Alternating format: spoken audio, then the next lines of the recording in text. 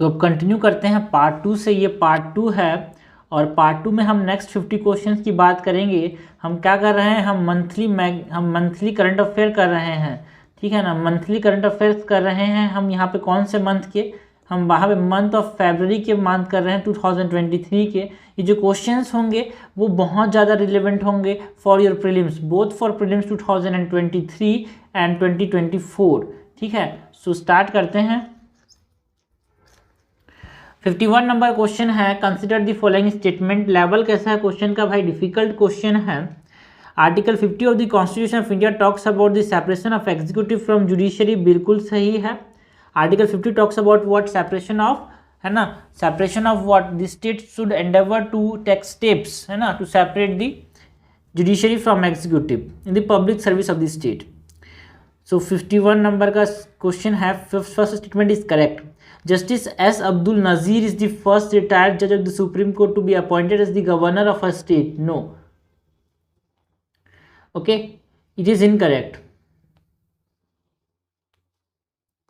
No, it is incorrect because इससे पहले भी 3 जजेस जो थे वो उसको अपॉइंटेड कर चुके थे गवर्नर ऑफ स्टेट के फॉर्म में। जैसे कि हमारे पास है गवर्नर, चीफ जस्टिस थे हमारे पास पी संथीसिवम, है ना, और फॉर्मर जस्टिस थे एम फातिमा बीवी भी थी एक इसमें, और जस्टिस सईद फजल अली, इनको भी गवर्नर के फॉर्म में अपॉइंट किया जा चुका है। So Abdul Nazeer was not the first retired जज। Okay, second is incorrect. हमसे क्वेश्चन ने पूछा है, करेक्ट आंसर हो जाएगा 1 ओनली। क्वेश्चन नंबर 52 है, with respect to major and minor minerals. बहुत इंपॉर्टेंट टॉपिक है यार, major and minor mineral, which of the following statement is are correct. हमको बताना क्या है, करेक्ट। लेवल ऑफ क्वेश्चन कैसा है, level of question it is difficult यार। Okay, major minor classification is on the basis of the quantum और availability of the mineral, कि ये मेजर और माइनर जो है वो क्वांटम या फिर कितना अवेलेबल है उसके बेसिस पे है। नो भाई, इससे कोई लेना नहीं है कितना अवेलेबल है वो, ठीक है। इसका जो क्लासिफिकेशन है वो एंड यूज पे है, कि उसका इस्तेमाल किस फॉर्म में किया जा रहा है, उसके बेसिस पे इसको माइनर और मिनरल के बेसिस इसको क्लासीफाई किया है। Classification is mainly based on the end use. Second है, the policy and legislation relating to the minor minerals are dealt by the ministry of mines under the central government. No, इसके पास हमारे पास जो ministry of mines है, ये पूरा statement गलत है, बिकॉज जो माइनर मिनरल है ना, लेजिस्लेशन जो है माइनर मिनरल्स पे वो कौन करती है, स्टेट गवर्नमेंट करती है। माइनर मिनरल पे कौन करती है, स्टेट गवर्नमेंट करती है। मेजर मिनरल के ऊपर मिनिस्ट्री ऑफ माइंस डील करती है under central government. So this is incorrect. Major minerals is defined under the mines and minerals departmental regulation act, है ना। ऐसा नहीं है भाई, कोई भी मेजर मिनरल का डेफिनेशन नहीं दिया गया है, कोई भी मेजर मिनरल का डेफिनेशन नहीं दिया गया। There is no official definition for major mineral. So third is incorrect. Okay, first is incorrect, second is incorrect, third is incorrect. हमसे करेक्ट पूछा है, correct is none. Okay, now 53rd number question है, which the following statement is are correct with reference to index of industrial pollution. देखो ये सदाबहार question है भाई, कभी भी टपक सकता है ये question. So index of industrial production बहुत बहुत इंपॉर्टेंट है, हर मंथ के न्यूज़पेपर में देखने को मिलता है इसके बारे में। IIP के बारे में बात करनी है, इंडेक्स ऑफ इंडस्ट्रियल प्रोडक्शन के बारे में बात करनी है। It is calculated and published by the office of economic adviser. Office of economic adviser इसको पब्लिश करता है क्या, no. IIP is published by, it is published by the CSO, that is central statistical office. Okay, इसको central statistical office publish करता है। Okay, under the ministry of statistics and programme implementation. Okay okay, so it is incorrect. Base year for IIP is 2015-16। No, the base year for IIP is 2011-12। बहुत important base year है यार, सब चीज़ याद होनी चाहिए। 8 core industries comprises of 40.27% of the weight. बिल्कुल से जो 8 कोर इंडस्ट्रीज है वो IIP के अंदर कितना वेट लेते हैं, 40.27%। This is correct. Index of 8 core industries highest weightage is currently possessed by the refinery product industry. बिल्कुल सही है, जो हाईएस्ट जो वेटेज है 8 कोर इंडस्ट्रीज में IIP के अंदर, ठीक है ना। IIP के अंदर 40.27% कौन बनाता है, 8 कोर इंडस्ट्रीज बनाती है। और इस 8 कोर इंडस्ट्रीज में सबसे ज़्यादा वेटेज किसका है, सबसे ज़्यादा वेटेज किसका है, highest weightage is of refinery products.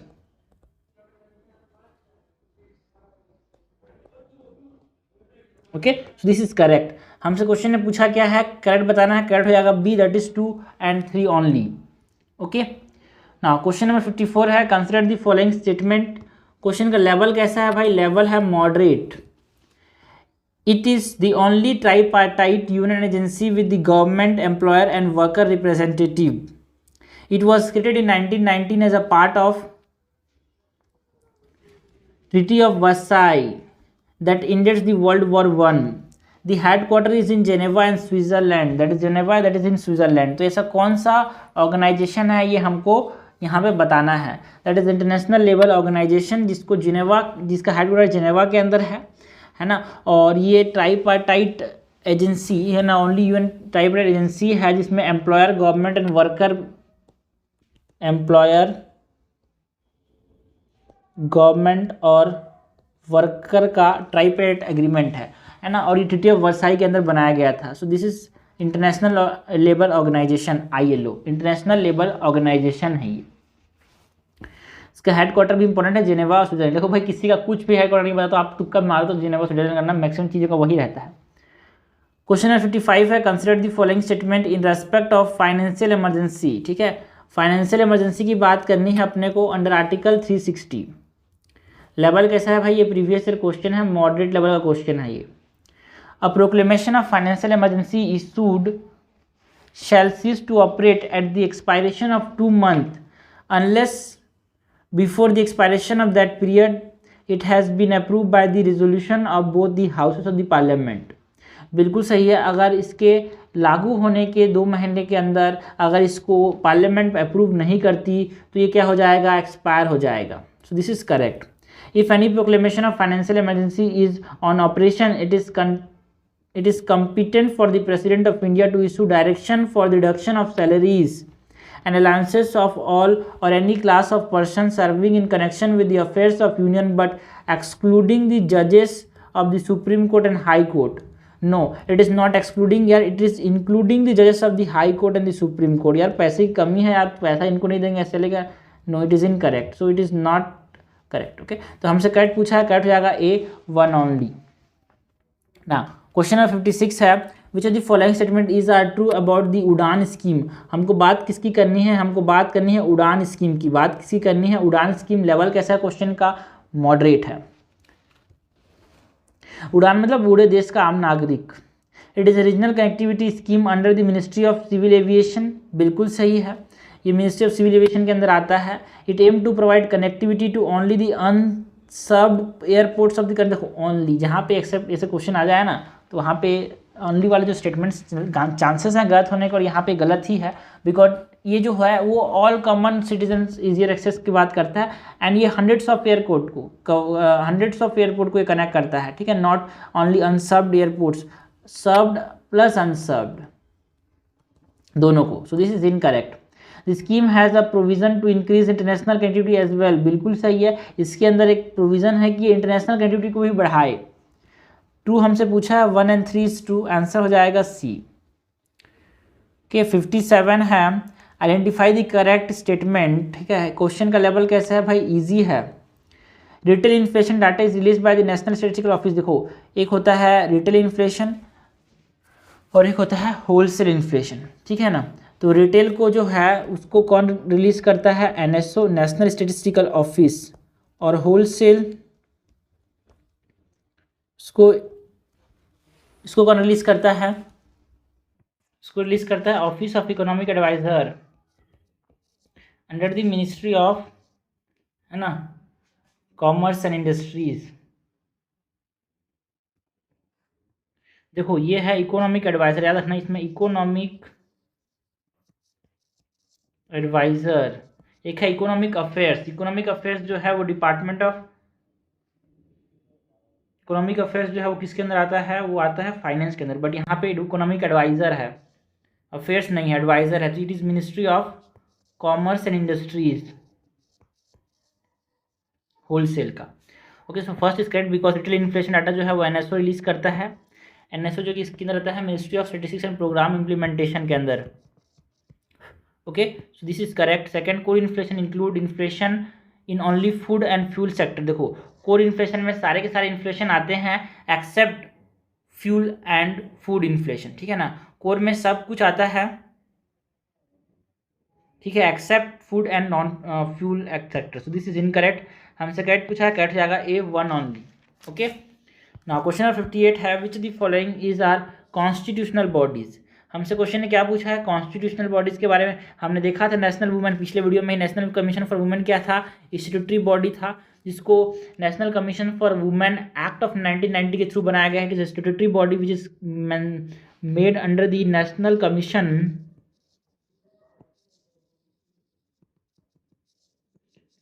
For women act of 1990 के अंदर बनाया गया। सो first is incorrect, it is not a constitutional body. Yes, national commission for schedule caste is it is a statutory body. मैं so it is a constitutional body. मैंने पिछले video में बात की थी 338, है ना। ये आर्टिकल जो था वो 89 कॉन्स्टिट्यूशनल अमेंडमेंट एक्ट में क्या हुआ, जो SC और ST का एक ही था उसको अलग अलग करके 338 में हमारे पास किसको दिया गया, 89 कॉन्स्टिट्यूशनल अमेंडमेंट एक्ट ऑफ 2003। इसमें 338 for national commission for schedule caste, national commission for schedule tribes के लिए अपने पास 338A हो गया। ओके, और उसके बाद national commission for backward classes बनाया गया 102 कॉन्स्टिट्यूशनल अमेंडमेंट एक्ट, है ना, ये 338B के अंदर। इसको कौन सा अमेंडमेंट था, ये 102 constitutional amendment act of 2018। Okay, so backward classes is also constitutional body. Okay, so यहाँ पे बैकवर्ड क्लासेस भी क्या है, कॉन्स्टिट्यूशनल बॉडी है। तो आंसर क्या हो जाएगा यहाँ पे B, that is 2 and 3 both are constitutional bodies. Question number 59 देखते हैं, which the following is are correctly matched. Level कैसा है क्वेश्चन का भाई, मॉडरेट लेवल का क्वेश्चन है ये।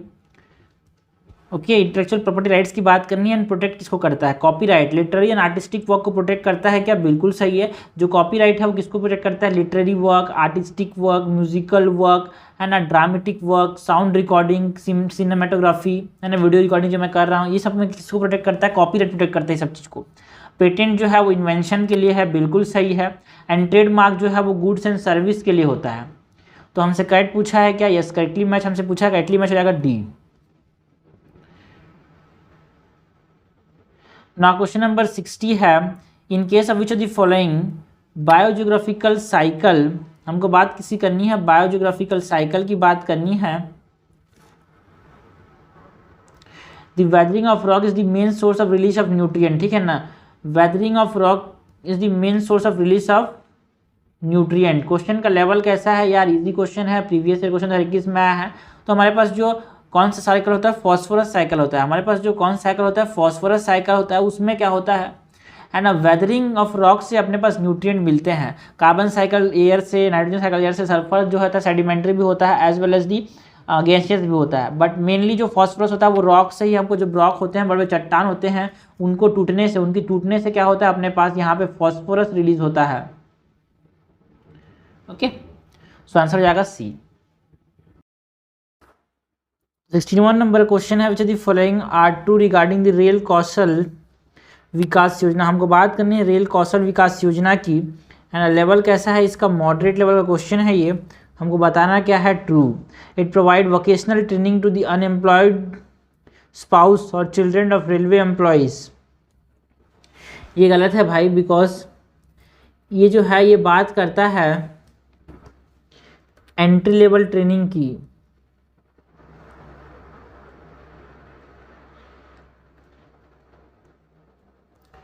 सेकेंड है, it does not include the provisions of providing employment to the candidate. बिल्कुल सही है, यहाँ पे कोई प्रोविजंस ऐसे नहीं हैं जिससे कोई रेल कौशल विकास योजना में कोई जुड़ जाए और वो कर पाए कि हाँ मेरे को नौकरी चाहिए भाई रेलवेज़ के अंदर, ऐसा कोई प्रोविज़न नहीं है यहाँ पे। करेक्ट हमसे पूछा है, करेक्ट हो जाएगा B2 only. Which of the following article regarding special provisions to state are correctly matched. देखो इसकी ट्रिक क्या है, इसकी ट्रिक है giant Nag attacked man and, ऐसे लिखना, and so man pulse got high. Okay, यहाँ पे इसका G से है, यहाँ पे इसके N से है, यहाँ पे इसके A से है, यहाँ पे इसके M से है, यहाँ पे इसके A एंड D तीनों से है और 2 बार है। और S में S से है, M में M से है, पल्स में P से है, गॉट में G से है, H हाई में H से है। क्या है इसके बाद आपको क्या करना है, इसके बाद आपको लिखना है, इसके बाद आपको लिखना है 371, 371 A, 371 B, 371 C, 371 D। Okay, D के बाद डी और ई इसी में है क्योंकि यहाँ पे 2 है ना, इसीलिए डी और ई यहाँ पे है। 371 ई के बाद एफ, 371 एफ जी, 371 एच, 371 आई, 371 जे। ओके, सो इसके बाद इसका फुल फॉर्म क्या है, हमको इसका फुल फॉर्म बताना है कि भाई जी का मतलब क्या है। यहाँ पे जी का मतलब क्या है, जी का मतलब है गोवा। जी का मतलब यहाँ पे क्या है, गोवा। एन का मतलब यहाँ पे नागालैंड। ए का मतलब यहाँ पे क्या है, आंध्र प्रदेश। एम का मतलब यहाँ पे क्या है, मिजोरम। एंड में ए और डी क्या है, तो यहाँ पे फर्स्ट में क्या है, फर्स्ट में यहाँ पे गोवा एंड महाराष्ट्र है 371। उसके बाद एन मतलब नागालैंड, ए मतलब यहाँ पे असम है, ठीक है। और एम पहला एम मतलब यहाँ पे क्या है, मणिपुर। एम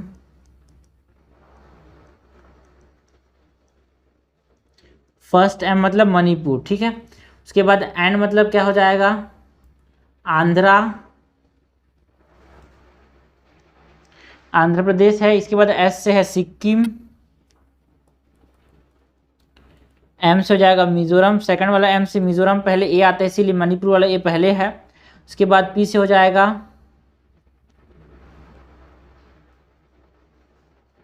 पी से हो जाएगा प्रदेश अरुणाचल, मतलब अरुणाचल प्रदेश, प्रदेश अरुणाचल। जी से गोवा, सॉरी जी से यहाँ पे ए जो है वो गुजरात एंड महाराष्ट्र है ना, ये क्या है, गुजरात एंड महाराष्ट्र। और जो ये सेकंड वाला जी, गॉड वाला जी है वो है गोवा। और एच मतलब हो जाएगा हैदराबाद कर्नाटका रीजन। ओके, एक बार फिर से देखते हैं। Giant Nag attack man and so man pulse got high. एक नाग था जिसने, एक सांप था, उसने क्या किया, एक मैन को अटैक किया जिससे उसका पल्स बढ़ गया। So giant nag attacked man and so man pulse got high. द्वारा बोलना, giant nag attacked man and so man pulse got high. 1 2 3 4 5 6 7 8 9 10, 10 ठो यहाँ पे डिजिट्स हैं। ओके, लेटर्स हैं। तो यहाँ पे सबसे पहले जो जाइंट के जी है उसके बाद लिखना है अपने को 371। उसके बाद A B C D E F है ना, जी एच आई जे तक लिखना है। उसके बाद 371 का जो जाइंट का जी है वो गुजरात महाराष्ट्र है। नागालैंड एंड नाग का हो जाएगा नागालैंड, अटैक का असम, मैन पहले मणिपुर आएगा, एम ए है इसीलिए, फिर एंड में आंध्रा आ जाएगा। 2 प्रोविजन है आंध्रा के लिए, डी एंड ई। उसके बाद एफ वाला जो है सो का एस हो जाएगा सिक्किम, मैन का एम हो जाएगा मिजोरम, पहले ही मणिपुर आ चुका है। पल्स में पी हो जाएगा अपने पास प्रदेश अरुणाचल प्रदेश, अरुणाचल प्रदेश। एन जी से हो जाएगा गोवा, पहले वाला गुजरात वाला महाराष्ट्र, सेकंड वाला जो गी है वो हो जाएगा गोवा। एंड हाई वाला है Hyderabad Karnataka region. So this is the तरीका। तो अब सॉल्व कर देखते हैं कि सॉल्व होता है कि नहीं होता है। ये बोल रहा 371 बी अरुणाचल प्रदेश की है क्या, no it is for Assam, it is from Assam, it is for Assam. किसके लिए है ये असम के लिए है। Okay, so first is incorrect. 371 C, क्या ये मणिपुर के लिए है, बिल्कुल सही है।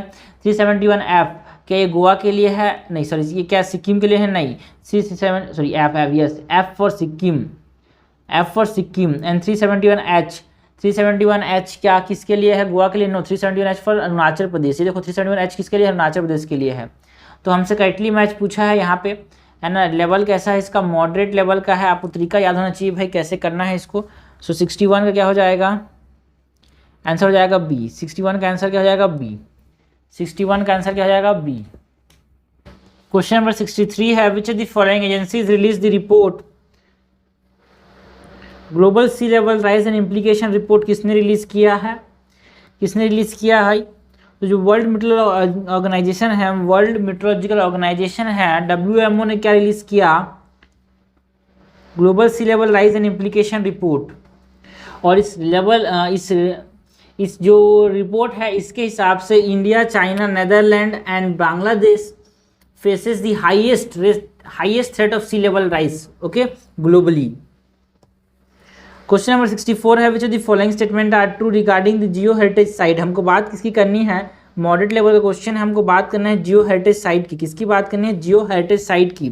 दे are declared by the archaeological survey of India, बिल्कुल गलत है, because they are declared by the geological survey of India.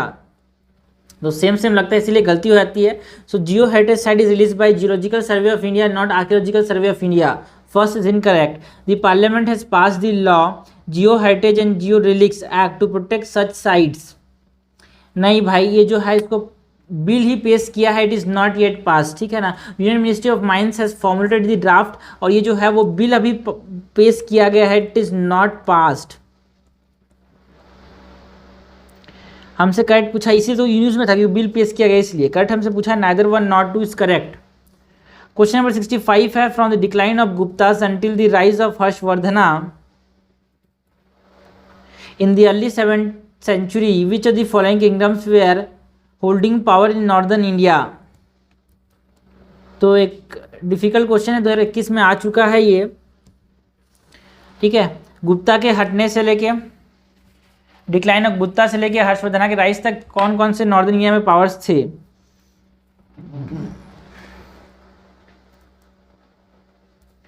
पुष्पभूतिस थे क्या थानेश्वर के? बिल्कुल सही है। मैत्रिका सब वल्लभी थे, बिल्कुल सही है।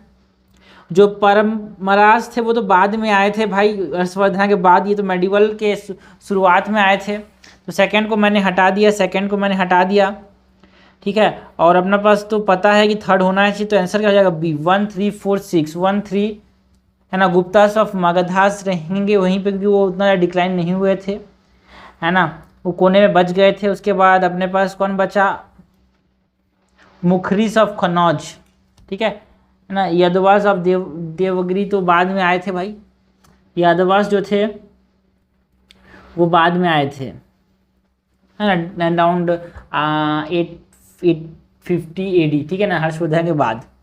तो करेक्ट हमसे पूछा है। देखो इसमें मैं नहीं जानता कि हर चीज़ को मैं नहीं जान रहा हूँ कि मैं एलिमिनेशन से इसको कर सकता हूँ, तो एग्जाम में भी आपको दिमाग लगाना कि भाई एलिमिनेशन से भी आप चीज़ों को कर सकते हो। क्वेश्चन नंबर 66 है, which of the following statement are correct. हमको करेक्ट बताना है। लेवल कैसा है क्वेश्चन का, मॉडरेट है। The central zoo authority is an executive body under the ministry of environment, forest and climate change. कि एक एग्जीक्यूटिव बॉडी है? No, the central zoo authority is an statutory body, क्योंकि इसको एक एक्ट के through बनाया गया था। कौन से एक्ट के through? Wildlife protection act के through.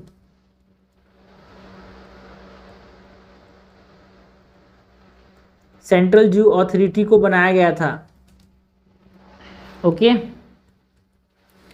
So first is incorrect. Every zoo in the country must be recognised by it, बिल्कुल सही है, हर जू इसके अंदर रिकॉग्नाइज होना चाहिए।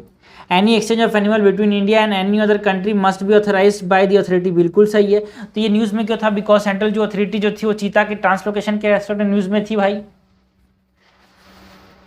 तो करेक्ट हमसे पूछा है, करेक्ट हो जाएगा B 2 and 3 only. Question number 67 है, which of the following statement is are correct. हमको करेक्ट पूछा है। लेवल का डिफिकल्टी कैसा है भाई? क्वेश्चन का डिफिकल्टी डिफिकल्ट है। Kuiper belt is located between the orbit of Mars and Jupiter.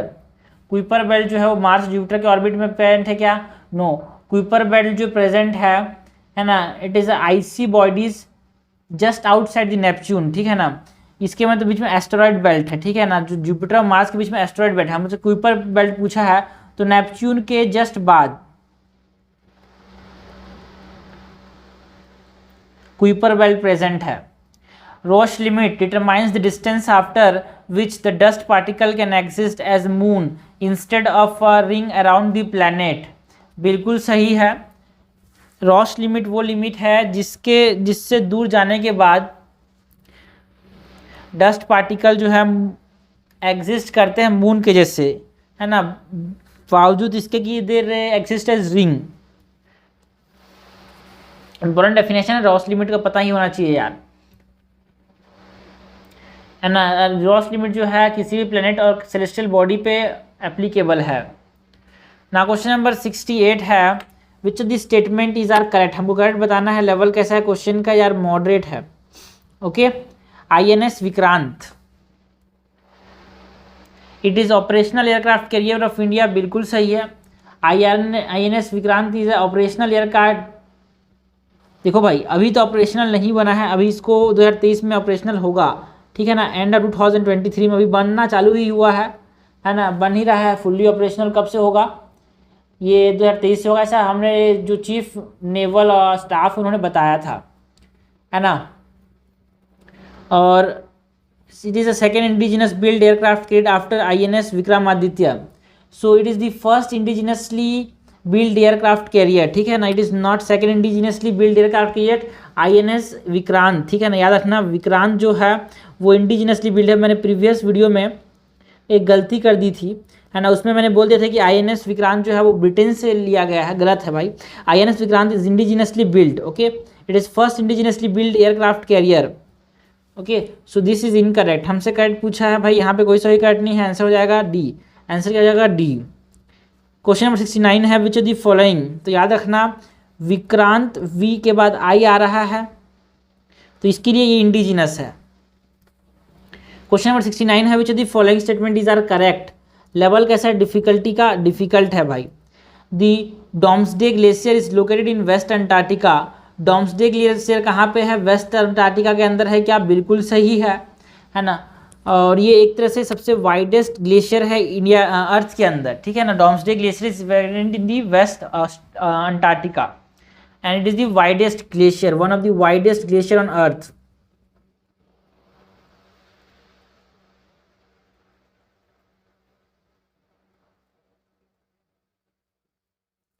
The international Thwaites glacier collaboration is a group of US and Britain scientist studying the doomsday glacier, बिल्कुल सही है।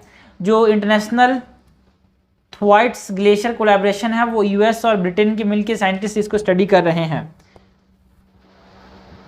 क्योंकि इसका प्रभाव बहुत ज़्यादा पड़ेगा भाई हमारे क्लाइमेट पे। Which of the following led to the introduction of English education in India. Moderate level question है, प्रीवियस से आगे चुका है, 2018 में आ चुका है भाई ये, है ना। इंग्लिश एजुकेशन कैसे आया इंडिया के अंदर, चार्टर ऑफ 1813 के थ्रू आया क्या, चार्टर ऑफ 1830 के थ्रू आया क्या, बिल्कुल सही है, क्योंकि ये एजुकेशन को प्रमोट करने की बात करता है। And general committee on public instruction जो 1823 में आया था, है ना, ये भी फैसिलिटेट करता है ना, क्योंकि ये ओके। और उसके बाद जो हमारे पास ओरिएंटलिस्ट एंड एंग्लिसिस्ट कंट्रोवर्सी, इसकी वजह से भी इंग्लिश एजुकेशन का एक अपने पास इंट्रोडक्शन मतलब चालू हुआ इंडिया के अंदर, ठीक है। तो आंसर हो जाएगा डी। ये तीनों नहीं होते तो इंग्लिश एजुकेशन नहीं आ पाता। लास्टली जो मैकाले ने तो इंट्रोड्यूस कर ही दिया, है ना, बट इन तीनों की वजह से क्या हुआ, इंग्लिश एजुकेशन आया। क्वेश्चन नंबर 71 है, कंसिडर द फॉलोइंग स्टेटमेंट। यहाँ पे हमसे क्वेश्चन ने पूछा क्या है, कुछ स्टेटमेंट पढ़ने हैं। The statutory public corporation of government companies registered under the Companies Act are regarded as instrumentalist of the state. Employee of such bodies are regarded as employee of the government. देखो भाई ये गलत statement है, because ये तो सही है कि ये कंपनीज एक्ट के अंदर जिसको आ जाता है उसको हम क्या कहते हैं, गवर्नमेंट कंपनीज कहते हैं। बट जो गवर्नमेंट कंपनीज़ के एम्प्लॉय होते हैं उनको हम ये नहीं बोल सकते कि वो एम्प्लॉयज़ हैं गवर्नमेंट के, ठीक है ना। This are not employees of the government, ठीक है ना। जो गवर्नमेंट कंपनीज़ हैं उसकी एम्प्लॉयज़ को हम क्या नहीं बोल सकते, गवर्नमेंट एम्प्लॉयज़ नहीं बोल सकते। First is incorrect. सेकेंड है employees of an employer who came within the meaning of article 12 of the constitution are government servants. ये गलत है, because no this are not government servants, okay. Employees जो हैं इसके अंदर government servants नहीं आते भाई। पहली बात तो गवर्नमेंट कंपनीज़ के जो लोग हैं वो गवर्नमेंट एम्प्लॉयज़ नहीं है और वो गवर्नमेंट सर्वेंट्स भी नहीं है। तो याद रखना गवर्नमेंट कंपनीज़ के जो काम है उनको कोई गवर्नमेंट सर्विस में काम करने ऐसे नहीं बोल सकते भाई, ठीक है ना। So this is both are incorrect. हमसे करेक्ट पूछा है, करेक्ट क्या है यहाँ पे, neither one not two is correct. Question number 22 है twin deficit often seen in the news.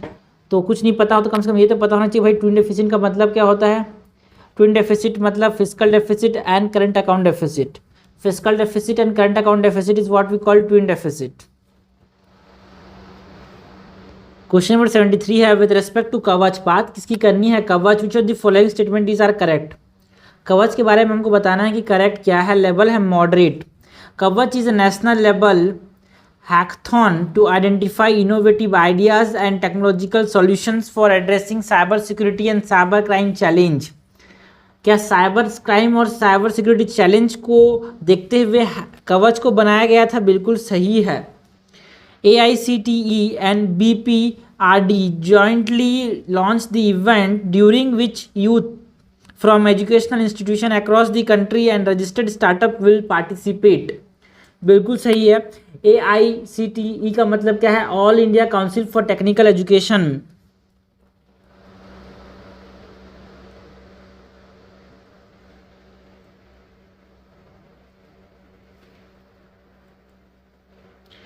और BPRD का फुल फॉर्म क्या है, it is bureau of police research and development.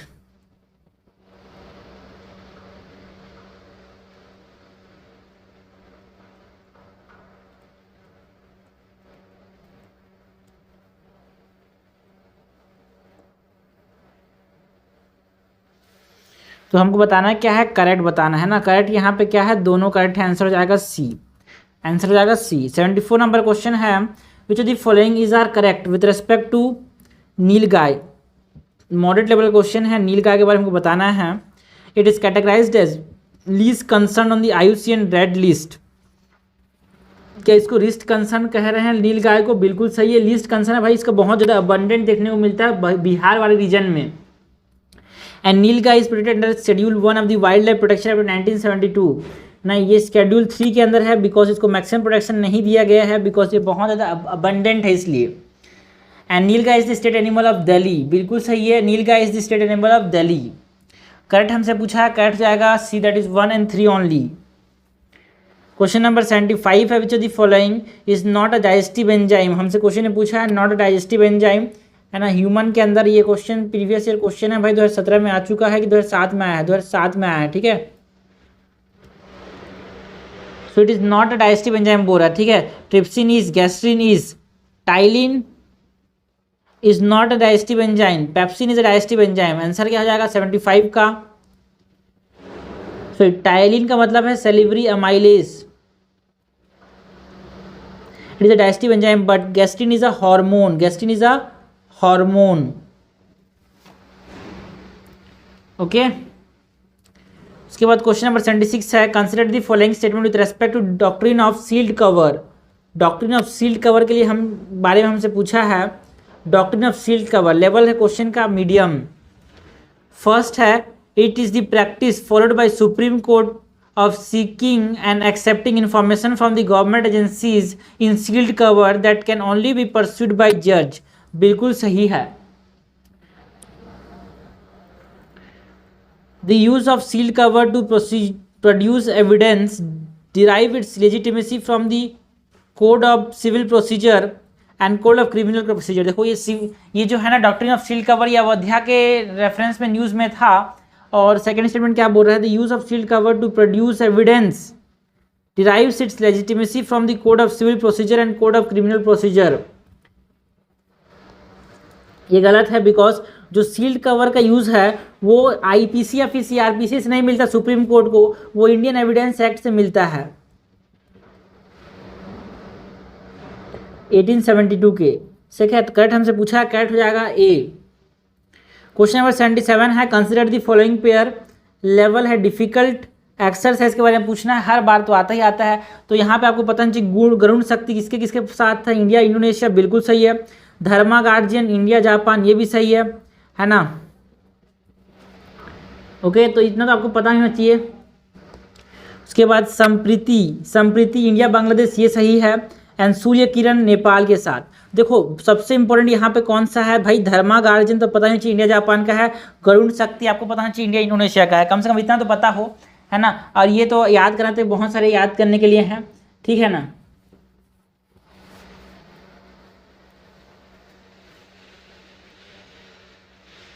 But इतने याद होने चाहिए। तो यहाँ पे करेक्टली मैच हमसे पूछा गया है, करेक्टली मैच क्या है, यहाँ पे करेक्टली मैच है all the 4 pairs.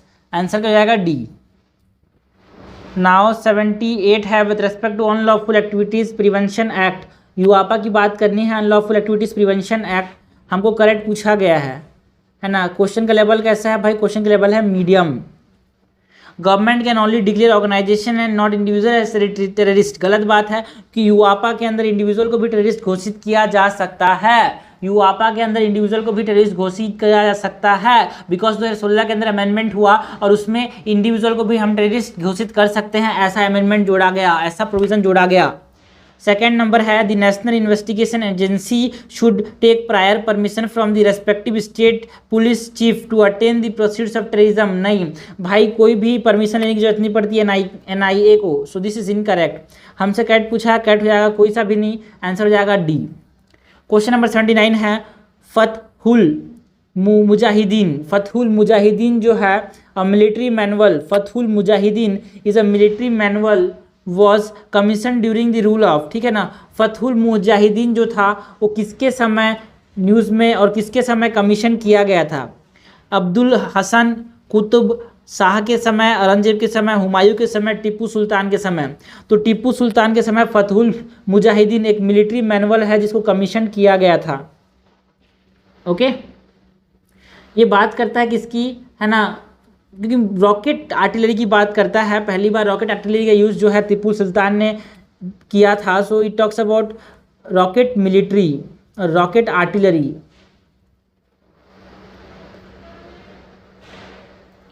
Question number 80 है consider the following statement, previous question है भाई, 2007 में आ चुका है, लेवल क्या है difficult.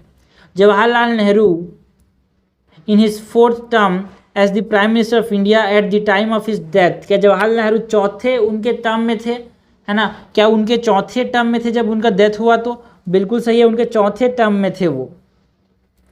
And Jawaharlal Nehru represented the Raebareli constituency as a member of parliament,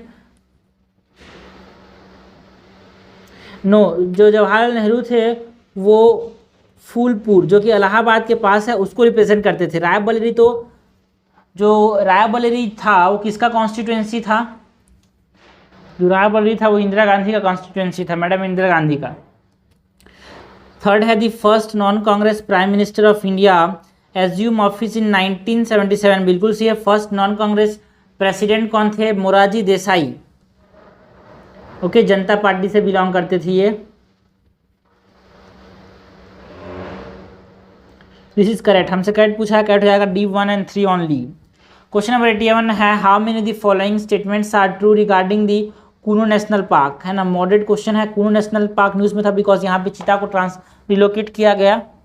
it is located in the state of Madhya Pradesh and Rajasthan, क्या ये मध्य प्रदेश और राजस्थान में है, नहीं भाई, सी पर सिर्फ ये मध्य प्रदेश में ही है, okay, not in Rajasthan. It was considered as a site for introducing Asiatic lion, no not Asiatic lion, cheetah, ऐसा लोग सोच के गलत कर देंगे, बट यहाँ पे एशियाटिक लायन को भी ट्रांसलोकेट किया गया है, इसको भी कंसीडर किया था कि बाद में हम यहाँ पे एशियाटिक लायन को इंट्रोड्यूस कर सकते हैं, बहुत अच्छा जगह है ये।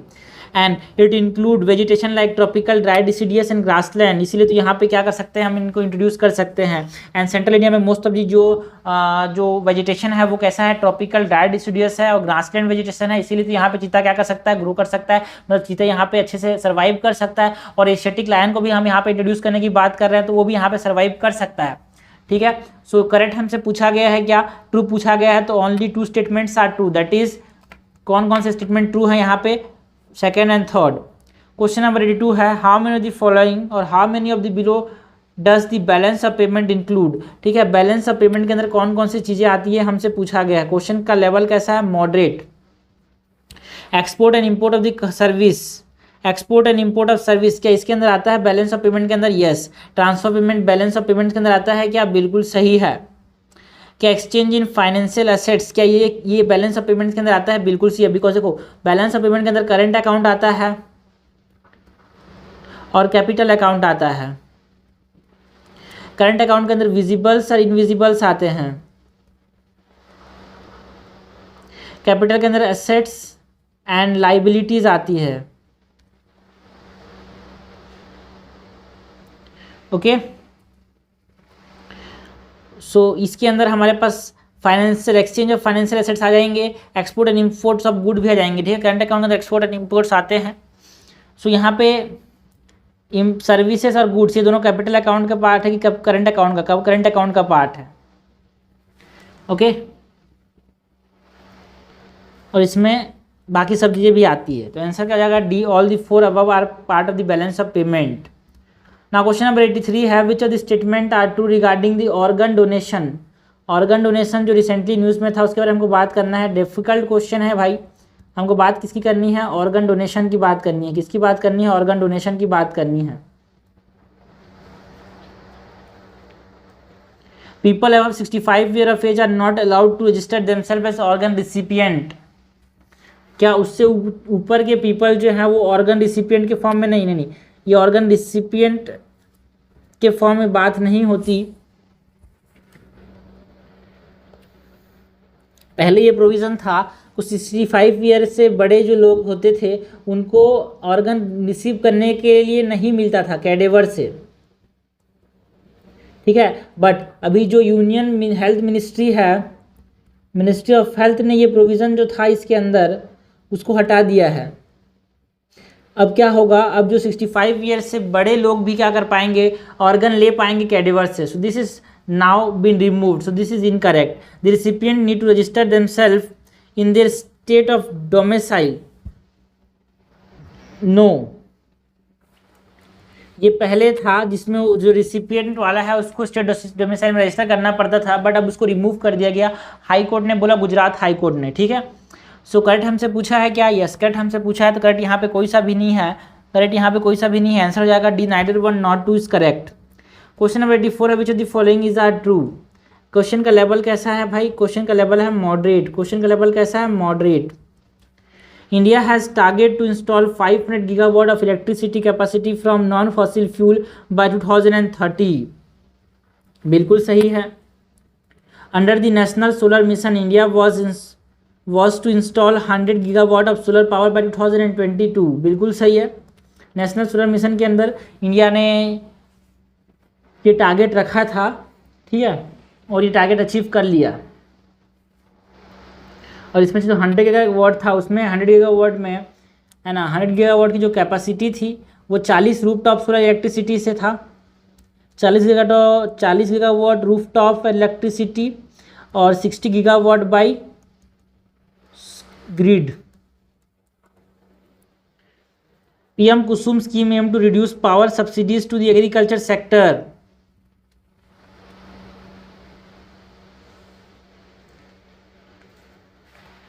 ये सही है। जो पीएम कुसुम है, पीएम कुसुम का फुल फॉर्म क्या है, प्रधानमंत्री किसान ऊर्जा सुरक्षा एवं उत्तम महाअभियान।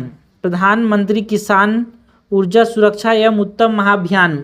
ये क्या करता है, ये जो धूप के समय है ना फार्मर्स का देता है, जो डे टाइम सोलर पावर है ना वो ना उसको इस्तेमाल करके आप पानी, अब जो मोटर है ना, आप जो खेत में जो बोर चला रहे हो उसको चलाओ सोलर पावर की मदद से। तो क्या होगा, इलेक्ट्रिसिटी कंज्यूम कम होगा। इलेक्ट्रिसिटी कंज्यूम कम होगा तो जो गवर्नमेंट को जो सब्सिडीज़ के ऊपर जो लोड पड़ रहा है उसको कम करेगा और एग्रीकल्चर सेक्टर को डिकार्बोनाइज करेगा। तो तीनों स्टेटमेंट यहाँ पे करेक्ट आंसर हो जाएगा डी। आंसर क्या हो जाएगा, आंसर हो जाएगा डी। क्वेश्चन नंबर 85 है why are dew drops not formed on a cloudy nights. ठीक है, तो प्रीवियस ये क्वेश्चन है भाई, क्यों जो ड्यू ड्रॉप्स हैं वो क्लाउडी नाइट्स में नहीं बनते। हमको ये पूछा गया है ड्यू ड्रॉप्स के बारे में। Cloud absorb the radiation release from this earth surface, गलत बात है। Cloud reflect back the earth radiation, ये भी गलत बात है। Earth surface would have low temperature on cloudy nights. देखो भाई सेकंड वाला ही सही है, बिकॉज क्लाउड जो होते हैं वो क्या करते हैं, रेडिएशन को रिफ्लेक्ट कर देते हैं, जिससे ठंडा नहीं हो पाता, हीट ट्रैप हो जाता है। और जो ड्यू है वो क्यों बनेगा भाई, जब हीट रहेगा तो। So second is the correct answer. इसलिए ना क्लाउडी नाइट्स में आपको बहुत गर्मी लगती है और गर्मी में ड्यू कैसे बनेगा। क्वेश्चन नंबर 86 है which of the statement which of the following are correct statement. हमको बताना क्या है, करेक्ट स्टेटमेंट बताना है। लेवल कैसा है, क्वेश्चन का लेवल है ईजी। हमको पूछा गया है करेक्ट स्टेटमेंट के बारे में। SCO was established in 2001, बिल्कुल सही है। 2023 SCO summit will help in Samarkand Uzbekistan, ये गलत है भाई, बिकॉज ये इंडिया के अंदर हो रहा है। 2023 का जो समिट है वो कहाँ पे हो रहा है, गोवा के अंदर, गोवा इंडिया। ओके, समरखंड के अंदर 2022 में हुआ था। India and Pakistan both are the member of SCO, बिल्कुल सही है। तो आंसर क्या हो जाएगा, आंसर हो जाएगा यहाँ पे सी। आंसर क्या हो जाएगा यहाँ पे सी। इसके मेंबर कंट्रीज को याद रखते हैं, truck IP, that is Tajikistan, Russia, Uzbekistan, China, Kyrgyzstan, Kazakhstan, India, Iran and Pakistan. 9 countries हैं, 1 2 3 4 5 6 7 8 9। ट्रक आईआईपी से याद रखते हैं इसको। ट्रक में के 2 है, किर्गिस्तान और कजाकिस्तान। क्वेश्चन नंबर 87 है, how many the following are correct statement. हमसे पूछा है करेक्ट स्टेटमेंट। लेवल कैसा है क्वेश्चन का, difficult. National disaster relief fund was established in 2006। Okay, बिल्कुल सही है, 2006 में नेशनल डिजास्टर रिलीफ फंड बनाया गया था। It is comprised a personal from central armed forces, बिल्कुल सही है। इसमें सीएपीएफ, सीआरपीएफ के लोग होते हैं, बीएसएफ के लोग होते हैं, आईटीबीपी के लोग होते हैं जो कि सेंट्रल सर्विस के होते हैं, एसएसबी के भी होते हैं। NDRF is responsible for response and relief work only during natural disaster while Indian army tackle man made disaster. क्या ये सही है भाई? देखो ओनली स्टेटमेंट आ गया, गलत है भाई। Both natural as well as man made disaster में एनडीआरएफ काम करता है। एनडीआरएफ है 16 बटालियंस। क्या एनडीआरएफ के 16 बटालियंस होते हैं? बिल्कुल सही है। डिफरेंट जगह के इसके बटालियंस हैं, from BSF, CISF, CRPF, ITBP, SSB, Assam rifle से इसके बटालियन हैं और ये 16 बटालियंस हैं, बिल्कुल सही है। And it has an air wing as well, बिल्कुल गलत है, इसके पास कोई भी एयर विंग नहीं है। करेक्ट हमसे पूछा है 1 2 4, only 3 statements are correct, only 3 statements are correct. Answer हो जाएगा बी। क्वेश्चन नंबर 88 है, identify the number of correct statement. हमको क्या बताना है? हमको करेक्ट स्टेटमेंट बताने हैं। लेवल कैसा है? मॉडरेट। 88 नंबर क्वेश्चन क्या है? First statement, February 21 has been declared international mother tongue day, बिल्कुल सही है। जो यूनेस्को है, United Nation Educational and Scientific, United Nation Educational Cultural and Scientific Organization और साइंटिफिक कल्चरल एंड ऑर्गेनाइजेशन, इसने क्या किया? 21 फरवरी को डिक्लेयर किया as an international mother tongue day. Okay, 8th schedule of the Indian constitution और India recognises 22 languages, बिल्कुल सही है। Article 350A of the Indian constitution direct the state to provide facilities for instruction in the mother tongue in primary education, बिल्कुल सही है। Article 358 क्या करता है? हिंदी लैंग्वेज को प्रमोट करने की बात करता है। करेक्ट हमसे पूछा है, करेक्ट जाएगा C, that is all the 3 statements are correct, all the 3 statements are correct.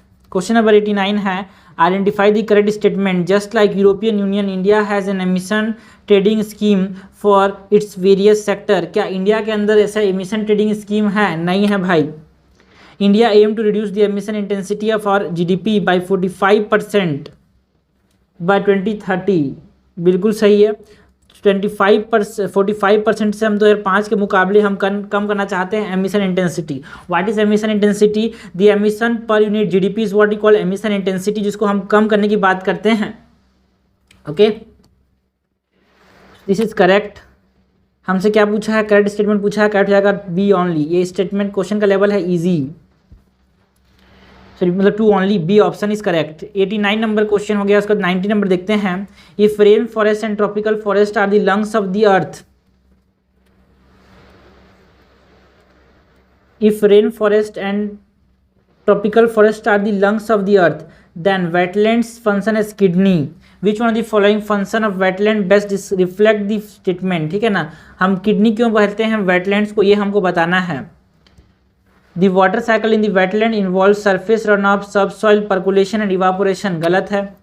Algae from the nutrient base upon which fish, crustacean, mollusc, birds, reptiles and mammals thrive, ये भी गलत है। Wetlands play a vital role in maintaining sedimentation, balance and soil stabilisation. ठीक है, देखो ये गलत है। Aquatic plant absorb heavy material and excess nutrient, ठीक है, एक हैवी मटेरियल को एब्जॉर्ब, जैसे कि हमारा कोई आरओ का प्योरीफायर होता है, वो गंदगी को एब्जॉर्ब कर लेता है ना, बस उसी प्रकार जो एक्वेटिक मेटल्स हैं, जो हैवी मेटल्स हैं, वो गंदगी है एक प्रकार से, जिनको एब्जॉर्ब कर लिया जाता है। और इसलिए देखना, जब आप आरओ को निकालोगे ना, तो उसका जो पाइप जैसा रहेगा सिलेंडर, वो गंदा हो जाता है बहुत समय इस्तेमाल करने के बाद, बिकॉज उसमें जो डर्ट पार्टिकल है, हैवी मेटल है, वो डिपॉजिट हो जाते हैं। सो आरओ जैसा काम करता है। तो वेटलैंड्स का मतलब किडनी नहीं है, वेटलैंड्स का मतलब किडनी है, और किडनी का मतलब आरओ, आरओ याद रखना, आरओ से आपको सॉल्व हो जाएगा। क्वेश्चन नंबर 91 है, which of the following PLI scheme, that is production linked incentive scheme, are being implemented by the government in the medical sector? PLI scheme को किसने इंप्लीमेंट किया था मेडिकल सेक्टर में? PLI scheme for bulk drug, ठीक है ना। कौन कौन से पब्लिक इंसेंटिव स्कीम है, ये हमसे पूछा गया है। कौन कौन से पब्लिक लिम इंसेंटिव स्कीम है, ये हमसे पूछा गया है। तो क्या PLI बल्क ड्रग्स में है? बिल्कुल सही है। फार्मास्यूटिकल्स में है एंड मेडिकल डिवाइसेस में भी है, तो आंसर हो जाएगा डी। क्वेश्चन नंबर 92 है, what do you understand by HD 385 which has been recently news? HD 385 का मतलब आप क्या समझते हो, ये हमसे पूछा गया है। It is a heat resistant variety of wheat developed by Indian Council of Agriculture research, बिल्कुल सही है।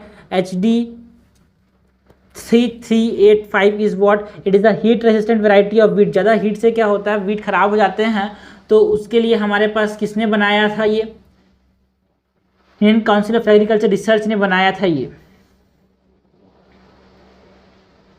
क्वेश्चन नंबर 93 है, how many of the following statement are true? हमको बात किसकी करनी है, ट्रू स्टेटमेंट्स की। लेवल कैसा है क्वेश्चन का, ईजी है।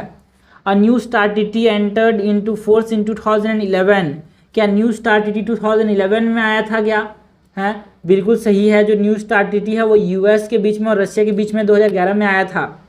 पहले तो याद रखना कि न्यू स्टार TT किसके किसके बीच में है, एक स्टार TT है, एक न्यू स्टार TT है। New star TT is between US and Russia. It aim to limit the nuclear warhead with the signatory nation, क्या न्यूक्लियर वॉरहेड को कम करने की बात करता है? बिल्कुल सही है। रशिया बोलता है यूएसए को, तू भी कम कर, मैं भी कम करता हूँ। Both USA and Russia federation are the part of this treaty, है ना। क्या, क्योंकि अभी तो ये फेडरेशन नहीं रहा, बिकॉज यूएस जो रशिया था उसने इसको क्या कर दिया, अब इसका पार्ट नहीं रहूँगा, मैं नहीं रहूँगा भाई, बात नहीं मानता अमेरिका, मैं नहीं रखूँगा, बोला। ऐसा कौन बोला? ऐसा रशिया बोला। तो यहाँ पे ट्रू कौन सा हो जाएगा? Only two statements. आंसर क्या हो जाएगा 93 का बी। 94 है, it is the month of February, the sun is gleaming on the wetland dotted with sea of pink flamingos, how many of the below location can be described by the above statements? ठीक है, wetlands हैं जिसमें flamingos देखने को मिलेंगे। तो कहाँ कहाँ पे फ्लैमिंगोज देखने को मिलते हैं? थाने क्रीक के अंदर, यस। चिल्का लेक के अंदर, यस। पुलिकट लेक के, यस। थोल लेक के अंदर, बिल्कुल सही है। थोल लेक कहाँ पे है? गुजरात के अंदर। थाने क्रीक कहाँ पे है? महाराष्ट्र के अंदर। उड़ीसा तो सबको पता है भाई, चिल्का कहाँ पे है? उड़ीसा के अंदर। पुलिकट लेक है आंध्र प्रदेश के अंदर। ये सात, ये यहाँ पे हमको क्या देखने को मिलेंगे? पिंक फ्लेमिंगोज देखने को मिलेंगे। और भी बहुत सारी जगह है, लाइक खजादिया बर्ड सेंचुरी जो गुजरात में है, स्वरी मदफल्त मुंबई में है ना, नाल सरोवर गुजरात में है, नजाफरागर लेक है कहाँ पे? दिल्ली के अंदर। वहाँ पे अपने को पिंक फ्लेमिंगोज देखने को मिलते हैं। सो आंसर हो जाएगा डी। पिंक फ्लेमिंगोज कहाँ पे देखने को मिलेंगे? मॉडरेट लेवल का क्वेश्चन है ना, पिंक फ्लेमिंगोज की बात करनी है। क्वेश्चन नंबर 95 है, कंसिडर द फॉलोइंग स्टेटमेंट। ये प्रीवियस ईयर क्वेश्चन है भाई, ये क्या है? प्रीवियस ईयर क्वेश्चन है। It was during the reason of Iltutmish the Genghis Khan reach the Indus in pursuit of the fugitive Khwarezm Prince.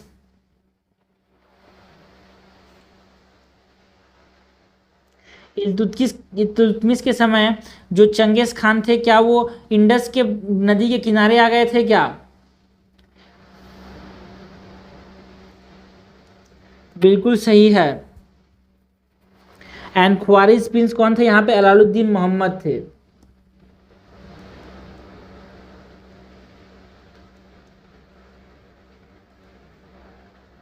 उसको मारने के लिए वो उसको दौड़ाते दौड़ाते नदी के पास ले आया था। अगर इसको इल्तुतमिश ने दिखा दिया होता तो हमारे ऊपर अटैक कर देता जंगीज खान, लेकिन दिमाग वाला था इल्तुतमिश, उसने इसको जगह नहीं दिया। It was during the reason of Mohammad bin Tughlaq that Timur occupied Multan and cross Indus. बिल्कुल सही है, मोहम्मद बिन तुगलक के समय किसने किया? तिमूर ने मुल्तान को ऑक्यूपाई कर लिया और इंडस को भी पार कर लिया था।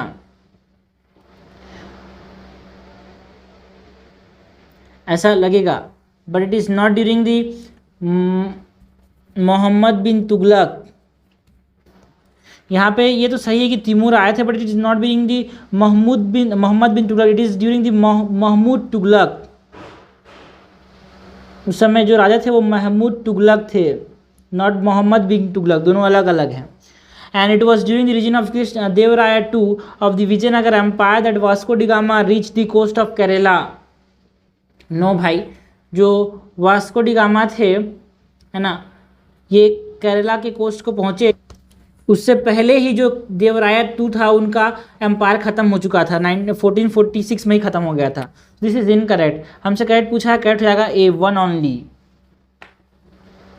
क्वेश्चन नंबर 96 है, प्रीवियस ईयर क्वेश्चन है याद रखना, इसलिए बहुत इंपॉर्टेंट पड़ता है, ठीक है ना। प्रीवियस ईयर क्वेश्चन में डिफिकल्ट है, डिफिकल्ट तो है भाई। क्वेश्चन नंबर 96 है, which the following statement are correct about jute.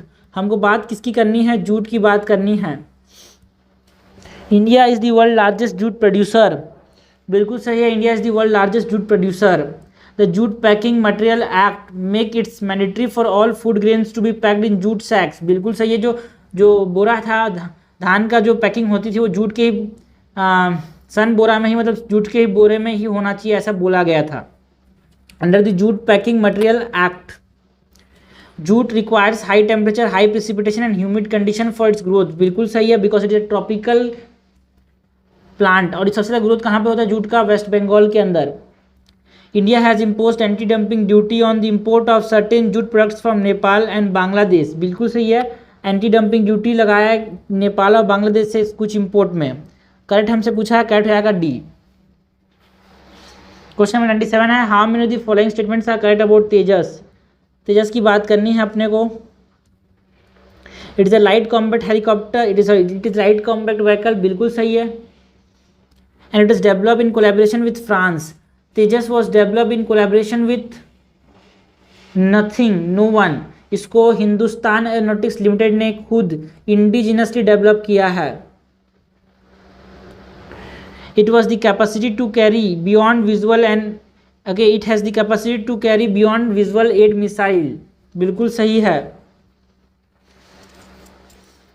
Advance electronically scanned एरी है इसके अंदर, ये भी है। तो करेक्ट हमसे पूछा है, करेक्ट हो जाएगा यहाँ पे 1 and 3, only 2 statements are correct, only 2 statements are correct. 98 number question है, consider the following statement about Mohiniyattam. हमको बात किसकी करनी है? मोहिनीअट्टम की बात करनी है। लेवल कैसा है क्वेश्चन का? Moderate. Mohiniyattam is a classical dance form developed in Karnataka. No, it is developed in Kerala. It is developed in Kerala. It is perform mostly by female dancer. बिल्कुल सही है। इट इज मोहिनी जो रूप था, है ना, लॉर्ड विष्णु का, वो वुमेन को दिया जाता है, ठीक है ना इनको। Mohiniyattam it involve last style of dancing. बिल्कुल सही, इसमें ग्रेसफुल मूवमेंट होते हैं, स्लो मूवमेंट होता है। Temple jewellery is an important part of the dancer attire. बिल्कुल से, जो टेम्पल की ज्वेलरी को बहुत इंपॉर्टेंट, टेम्पल मतलब समझना, टेम्पल मतलब यहाँ पे हम बात कर रहे हैं कमर, कमर की ज्वेलरी जो होती है इंपॉर्टेंट पार्ट होता है डांसर के अटीर का, मतलब जो डांसर के सूट है उसका। करेक्ट हमसे पूछा है, तो only 3 statements are correct, that is 2, 3 and 4। 98 का आंसर क्या हो जाएगा? सी। 99 नंबर क्वेश्चन है, आइडेंटिफाई द करेक्ट स्टेटमेंट। हमको बात किसी करनी है करेक्ट स्टेटमेंट की। The election commission is responsible for allocating party symbols in India. क्या इलेक्शन कमीशन पार्टी सिंबल देता है? क्या इलेक्शन कमीशन पार्टी सिंबल देता है? बिल्कुल सही है। A symbol given to a state party can be allocated to another party in the different state. बिल्कुल सही है। स्टेट पार्टी को जो सिंबल दिया है वो उस स्टेट में कोई और नहीं ले सकता, दूसरे स्टेट में किसी और को दे सकता है। करेक्ट पूछा है, both 1 and 2 is correct. Question number 100 है, प्रीवियस ईयर क्वेश्चन है ब्रो, ये मॉडरेट लेवल क्वेश्चन है। हमसे क्वेश्चन ने पूछा है कि विच of the above can be cultured in artificial और सिंथेटिक मीडिया। बैक्टीरिया कल्चर कर सकते हैं, बिल्कुल सही है। क्या फंजाई कल्चर कर सकते हैं? बिल्कुल सही है। But virus can not be cultured, answer हो जाएगा ए। सो आपको ये पता होना चाहिए, virus can not be cultured in standard biological microbiological बहुत में इसको कल्चर नहीं कर सकते, इसके स्पेशल जगह होता है। Okay, so this is all about next 50 question. अब पार्ट 3 में हम अगले बचे हुए क्वेश्चन की बात करेंगे।